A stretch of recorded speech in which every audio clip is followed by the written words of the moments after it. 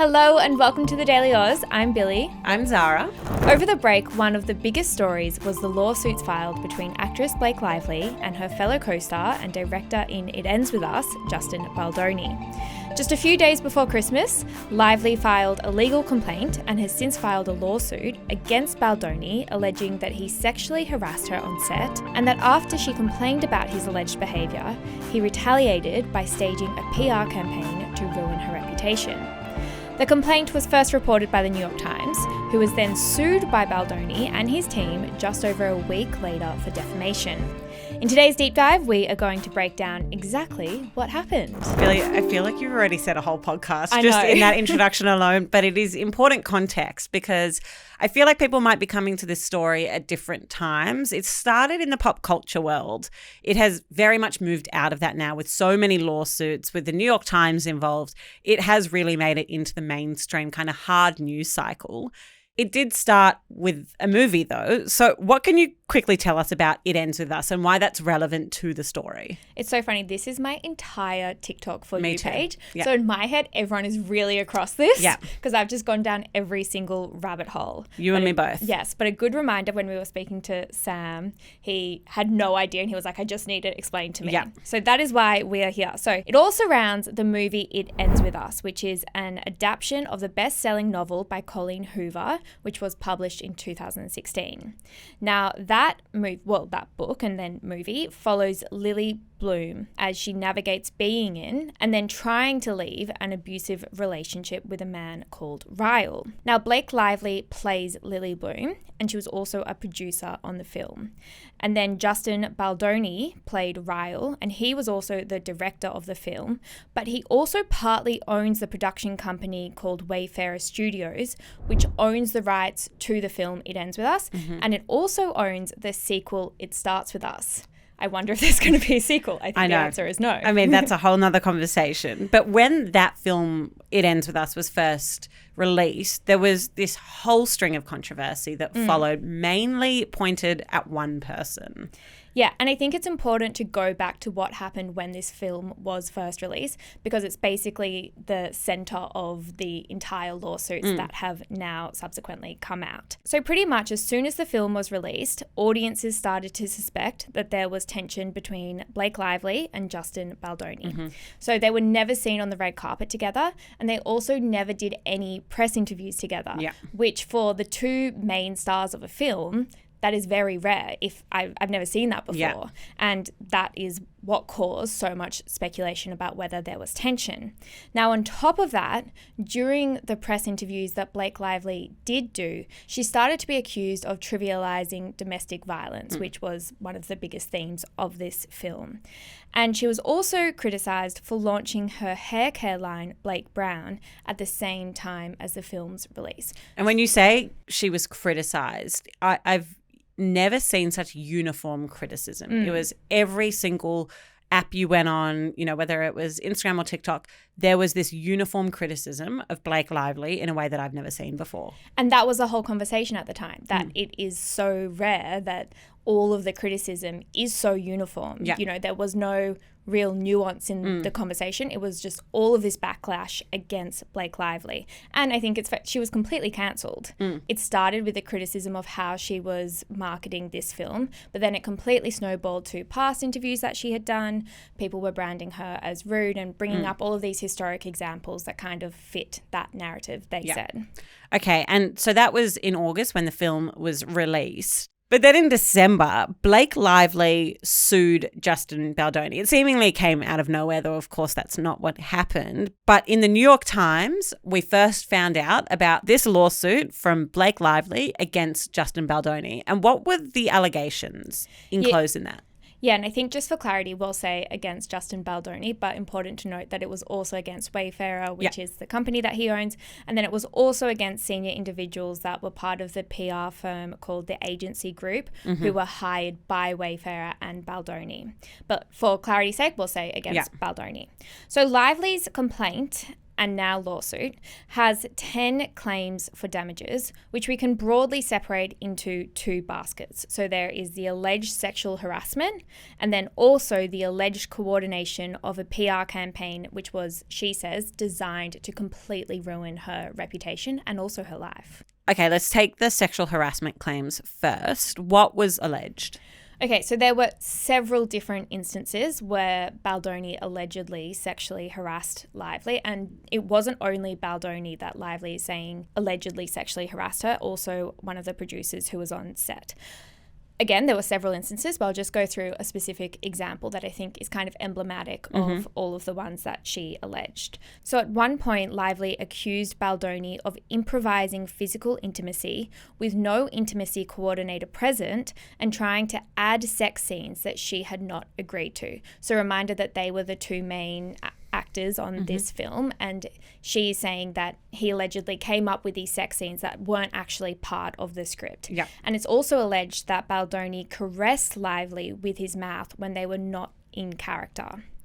It was also alleged that Baldoni and one of the producers entered her makeup trailer uninvited while she was undressed, including when she was breastfeeding.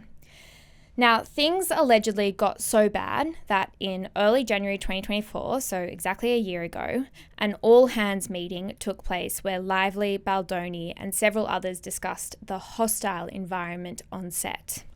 Now, during that meeting, I think this is like the big thing that everyone has focused on. There were 30 conditions that this lawsuit says were agreed to.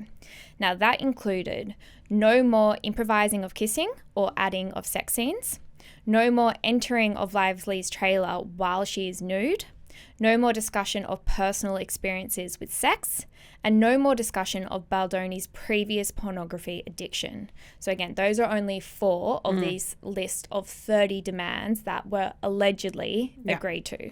Okay, and I think we'll get into more on that a bit later, but I want to just go to the other claim, which was about this PR campaign. Yeah, so the second suite of claims centre around this alleged plan by Baldoni and Wayfarer to, again, ruin the lives of Miss Lively and also her family.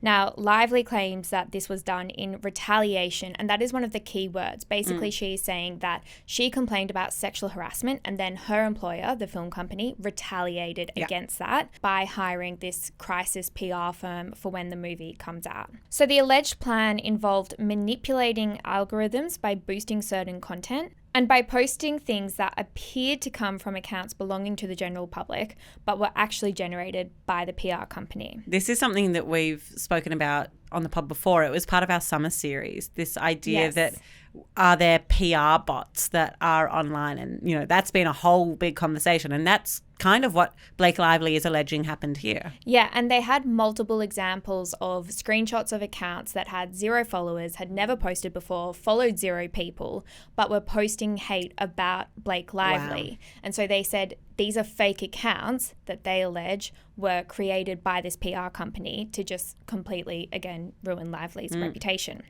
But Baldoni does dispute that, but we'll get into that. Okay. Now, another key part of her lawsuit is the allegation that the film's marketing plan ordered the cast to avoid describing the film as a story about domestic violence, but that Baldoni abruptly pivoted away from this plan in the days leading up to the release. Now, the reason why that's important is because, again, Lively was accused of completely trivializing this theme of domestic violence. She didn't talk about domestic violence when that's what it was all about. But here the allegation is that they were told not to, or it was agreed upon that they wouldn't, but then he departed. Yeah, he departed and then was praised for talking about domestic violence. Now, all of these allegations were accompanied with text messages and emails sent between Baldoni and the crisis communications team at the time. I feel like one of the big questions everyone had when they saw this lawsuit was, how did they get these text messages? Yep. The answer is through a subpoena, which is just a formal court order to produce certain communications. It appears that it came from a former employee of Wayfarer, but that is still part of the conversation and also part of Baldoni's subsequent lawsuit. So that's a whole subplot. I don't think we got into that, but just an FYI. We'll stay with the main plot then. So Blake Lively has sued Justin Baldoni. The New York Times has posted about this lawsuit. Then in the weeks that follow, Justin Baldoni launches his own legal action, and it's against the New York Times. What is this lawsuit on the basis of? Yeah, I think many people expected Justin Baldoni to issue a counter lawsuit against Blake Lively, but it was interesting that it was actually against the New York Times for defamation, and it was for $250 million US.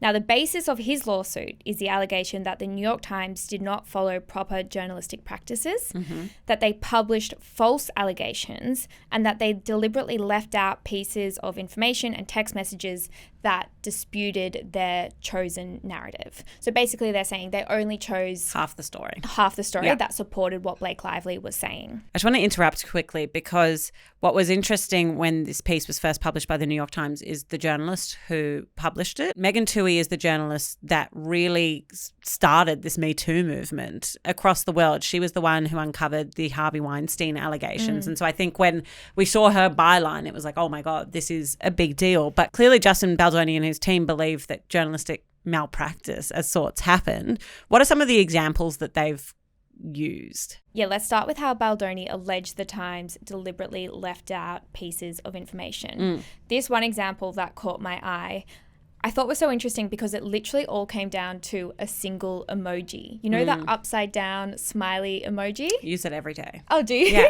Well, it's one of my most used. So in the initial piece about Lively's lawsuit against Baldoni, the Times quoted a text exchange between PR communication specialists who were talking about a negative article surrounding Lively.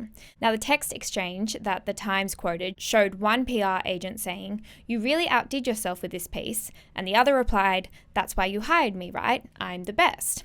Now, when I saw that, I thought that pretty damning. Seems like black and white evidence that clearly these PR specialists were planting negative stories about Lively. But Baldoni would like us to think or know that everything is not as appears, because in the text message, "You really outdid yourself with this piece," apparently there was actually an emoji after that text that was the upside down smiley emoji that he said clearly showed that they were being sarcastic, and that also clearly showed that they actually had nothing to do with this.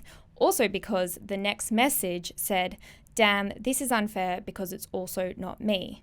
Again, he's saying that proves that they actually had nothing to do with that piece, but that the Times was just using those two messages and deliberately left out the entire text exchange. Wow. Are you following? I'm following. So they're saying that the emoji added a sense of sarcasm that was missed when the New York Times published the text message without that emoji. Exactly. And there were a whole lot of different examples that kind of showed a similar narrative where Baldoni is saying that the Times deliberately left out pieces of information. Okay, so is the main issue here with the New York Times that they mischaracterized the communications? That's the main one, but then there are also other complaints. Another one is that at 9:45 p.m, the night before this piece went live, they sent an email to Baldoni and his team saying, "These are the allegations against you. Can you please respond?" Which is a very normal way of doing journalism. A very normal thing. Yep. And the Times said, "You have until noon tomorrow to respond to these allegations and also to let us know if there are any inaccuracies."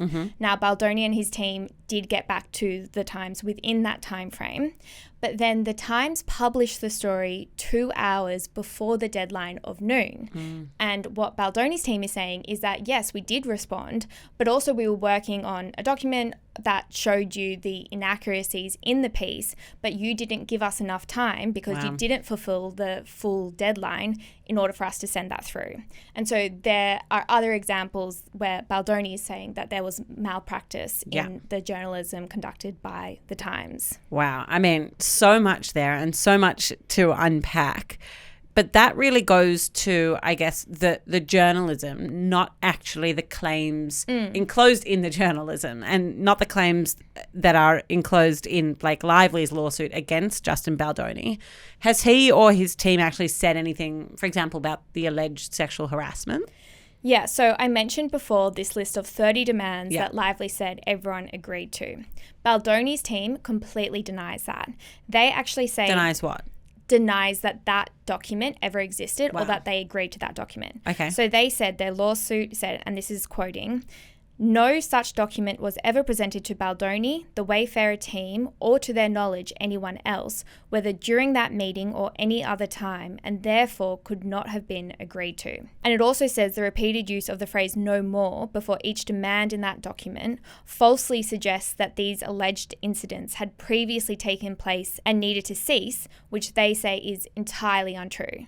So they're basically saying none of this ever happened, and by saying that no more of this can happen, you're saying it happened before, but they're saying it didn't. There are so many other examples. We could literally be sitting here for 3 hours. I don't think we need to get into all of them. But basically they went through most of the examples that Lively brought up in her lawsuit, and they provided context that they say completely disputes those claims.